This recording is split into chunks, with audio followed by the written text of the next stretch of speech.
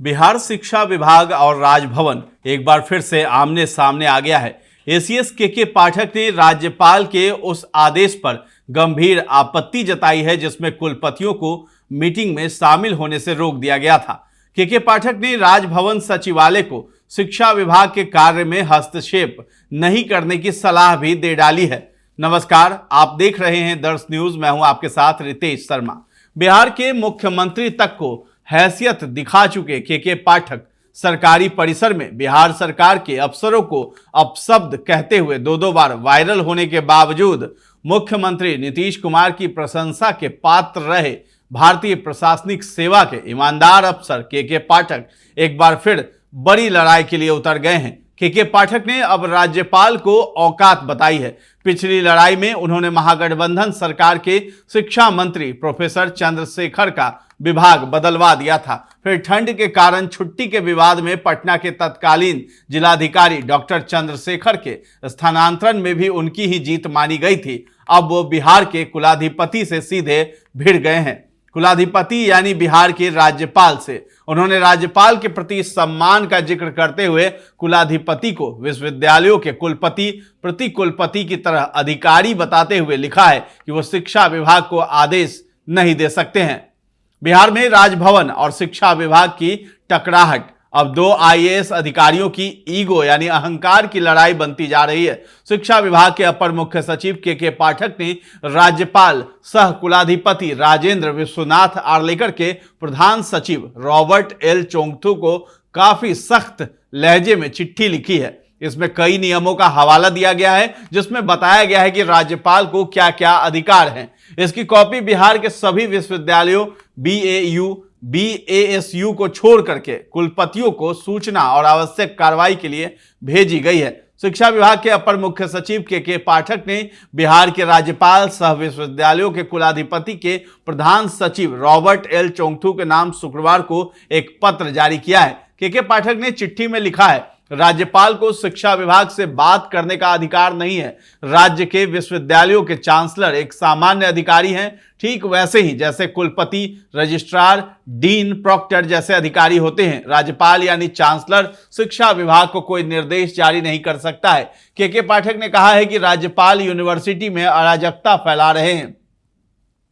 के पाठक की ओर से रॉबर्ट एल चोंगथू को भेजा उन 4 पत्रों का जवाब है जो राज्यपाल के नाम से रॉबर्ट एल ने जारी किया है। के पाठक ने उन चारों पत्रों का सबसे ऊपर लेटर नंबर दिया है, फिर पॉइंट वाइज जवाब भी दिया है जिसमें राज्यपाल के अधिकारों का जिक्र है। दरअसल पूरी लड़ाई यूनिवर्सिटी एजुकेशन पर अधिकार जमाने को लेकर है। शिक्षा विभाग चाहता है कि कॉलेजों में पढ़ाई, एग्जाम, रिजल्ट को रेगुलराइज किया जाए, कुलपतियों की जवाबदेही तय की जाए, सब कुछ तय कैलेंडर के मुताबिक हो, जबकि राजभवन को लगता है कि यूनिवर्सिटी पर उसके एकाधिकार को शिक्षा विभाग चुनौती दे रहा है।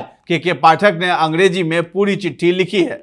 बता दें कि राज्यपाल किसी राज्य के संवैधानिक प्रमुख होते हैं। बिहार में ऐसा पहला मौका होगा जब राज्यपाल को किसी अधिकारी ने हैसियत बताई हो। के पाठक ने सीधे राज्यपाल को ही औकात बता दी है। दरअसल के पाठक बार बार बिहार के यूनिवर्सिटी के कुलपतियों की बैठक बुला रहे हैं, लेकिन राज्यपाल ही बिहार के यूनिवर्सिटी के प्रमुख होते हैं। राज्यपाल ने कुलपतियों को के पाठक की बैठक में जाने से रोक दिया था। इसके बाद के पाठक ने राज्यपाल के प्रधान सचिव को पत्र लिखकर सीधे महामहिम राज्यपाल पर ही हमला बोला है।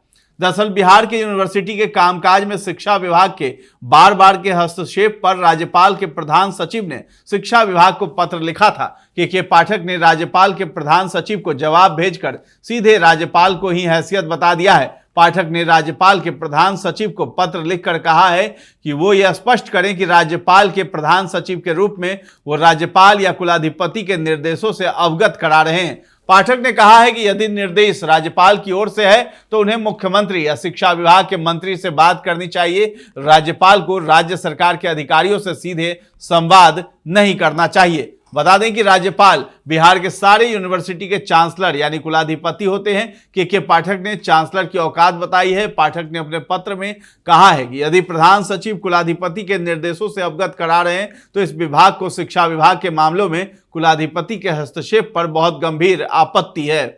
के पाठक ने इसके साथ ही कहा है कि बिहार राज्य विश्वविद्यालय अधिनियम के तहत चांसलर यानी कुलाधिपति को कोई खास अधिकार नहीं है। वो कुलपति, रजिस्ट्रार, डीन, प्रॉक्टर आदि जैसे अन्य अधिकारियों के जैसा ही एक विश्वविद्यालय का अधिकारी है और इसलिए वो शिक्षा विभाग को कोई निर्देश जारी नहीं कर सकता है।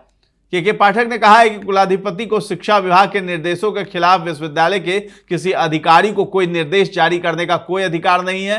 के पाठक ने आगे कहा कि कुलाधिपति ने कुलपतियों को शिक्षा विभाग द्वारा आहूत बैठक में भाग लेने की अनुमति नहीं दी। राज्यपाल के प्रधान सचिव यह स्पष्ट करें कि किस नियम के तहत कुलपति को किसी भी बैठक में भाग लेने के लिए कुलाधिपति की अनुमति लेनी होती है। इसके अलावा किस नियम के तहत कुलाधिपति ने ऐसी अनुमति देने से इनकार कर दिया।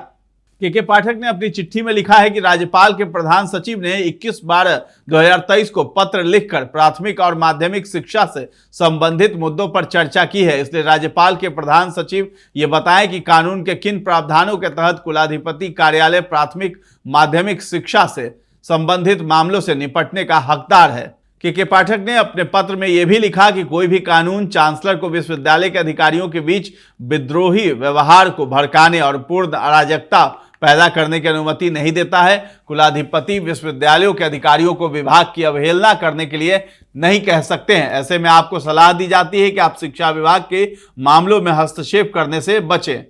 गौरतलब है कि राजभवन और शिक्षा विभाग में लंबे समय से टकराव की स्थिति बनी हुई है। शिक्षा विभाग द्वारा अब तक 6 बार कुलपतियों की बैठक बुलाई गई है और राजभवन के आदेश पर एक भी बार विश्वविद्यालय के कुलपति शिक्षा विभाग की बैठक में शामिल नहीं हुए हैं। ऐसे में शिक्षा विभाग के अपर मुख्य सचिव के पाठक ने राजभवन को नसीहत भरा पत्र जारी किया है और वो भी अपने लेटर पैड से जारी किया है। तो ये टकराहट जो है बढ़ती ही जा रही है राजभवन और शिक्षा विभाग की। वजह है के पाठक फरमान पे फरमान निकालते हैं और चिट्ठी पे चिट्ठी निकालते हैं और राज्यपाल से ही सवाल जवाब कर लिया है। अब देखना दिलचस्प होगा कि राज्यपाल की तरफ से अब क्या जवाब दिया जाता है, उनके तरफ से क्या जवाब के पाठक को मिलता है। फिलहाल इस खबर में इतना ही।